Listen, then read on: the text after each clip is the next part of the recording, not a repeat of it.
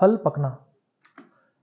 तो फल कैसे पकते हैं? तो जब फल पकते हैं तो उसके अंदर कुछ परिवर्तन होते हैं। फल का जो पकना है वो एक प्राकृतिक कार्यकीय प्रक्रिया है, यानी फल अपने आप ही पकते हैं।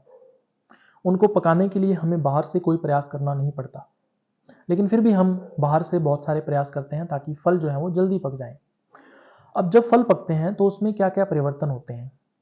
जैसे रंग जो है उसका परिवर्तित होता है, इसके अलावा स्वाद में परिवर्तन, सुगंध, बनावट और मिठास जैसे वांछनीय जो विशेषताएं हैं उनमें परिवर्तन होता है, जिससे फल पककर तैयार हो जाता है। अब जब फल पकता है तो पकने का जो व्यवहार है वो किस तरह का है, इस आधार पर फल दो तरह के होते हैं, क्लाइमेक्ट्रिक फल और नॉन क्लाइमेक्ट्रिक फल। सबसे पहले क्लाइमेक्ट्रिक फल की बात करें तो ऐसे फल जो तुड़ाई के बाद भी पकना जो है उनका चालू रहता है, या वो पकते रहते हैं लगातार तुड़ाई के बाद भी, तो ऐसे जो फल हैं वो क्लाइमेक्ट्रिक फल कहलाते हैं। तो ऐसे जो फल हैं उनको कच्ची अवस्था में ही हमें तोड़ना पड़ता है और फिर उसको हम ट्रांसपोर्ट कर सकते हैं, आसानी से उसका परिवहन कर सकते हैं और फिर उसको हम पका सकते हैं बाद में। तो जैसे उदाहरण के लिए जैसे केला जो है या आम जो है ये क्लाइमेक्ट्रिक फल होते हैं। दूसरे आते हैं गैर क्लाइमेक्ट्रिक फल।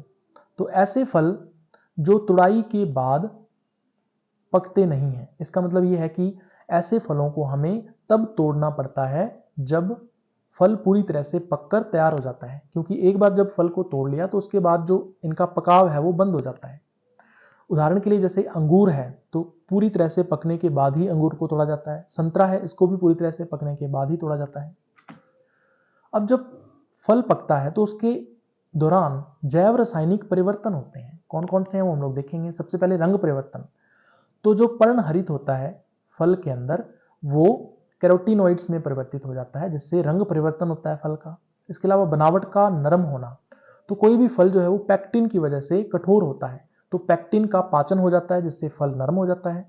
शर्करा जमाव। फल के अंदर जो स्टार्च होती है उसको शर्करा में परिवर्तित किया जाता है, जिससे उसकी सांद्रता बढ़ने लगती है, जिससे मीठापन जो है वो फल के अंदर बढ़ने लगता है। अम्लता में कमी।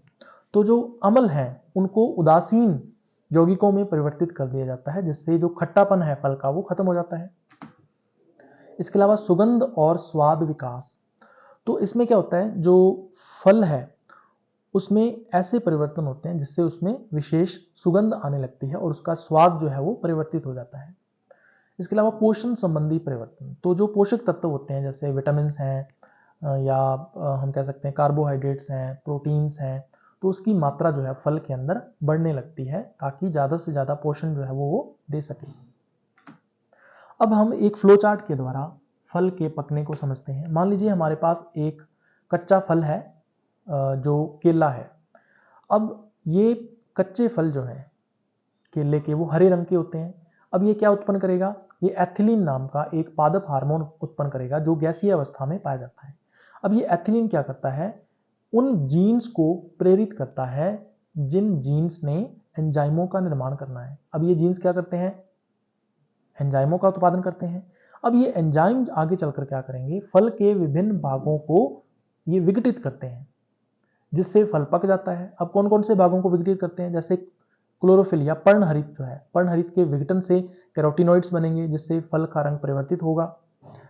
इसके अलावा जो अम्ल होते हैं, जो खट्टापन होता है फल के अंदर, उस अम्ल की वजह से होता है, तो अम्ल को वो उदासीन कर देते हैं। इसके अलावा स्टार्च को शर्करा में परिवर्तित कर देते हैं ये एंजाइम्स, जिससे फल मीठा हो जाता है।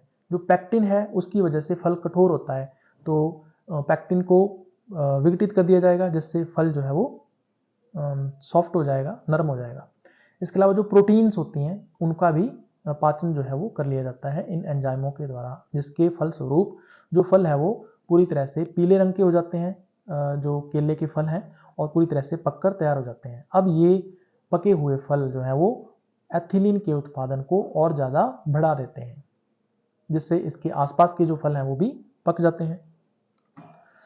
अब जो एंजाइम उत्पन्न होते हैं वो कौन कौन से हैं और वो क्या क्या परिवर्तन करते हैं वो हम देखते हैं। तो एक मान लीजिए हरे रंग का फल है जिसमें एथिलीन का उत्पादन होता है सबसे पहले। तो एथिलीन क्या करेगा, एसिड जो है इसको काइनेज एंजाइम के द्वारा उदासीन कर दिया जाएगा। उसी तरह से स्टार्च जो है इसको एमाइलेज एंजाइम के द्वारा शर्करा में परिवर्तित कर दिया जाता है, जिससे फल मीठा हो जाता है। हाइड्रोलेज एंजाइम के द्वारा क्लोरोफिल या पर्णहरित का विघटन हो जाता है, जिससे ये एंथोसाइनिन नाम के कैरोटीनॉइड में परिवर्तित हो जाता है, जिससे फल का रंग परिवर्तित हो जाता है। पैक्टिन की वजह से जो फल है वो कठोर होता है। पैक्टिनेज एंजाइम के द्वारा इस पैक्टिन का पाचन कर लिया जाता है, जिससे पैक्टिन खत्म हो जाती है और फल जो है वो नरम हो जाता है। इसके अलावा हाइड्रोलेज एंजाइम के द्वारा जो बड़े कार्बनिक यौगिक होते हैं उनका पाचन किया जाता है, जिससे जो फल है वो सुगंधित हो जाता है, क्योंकि उसमें एक वाष्पशील पदार्थ उत्पन्न होता है। तो ये है फल के पकने की प्रक्रिया।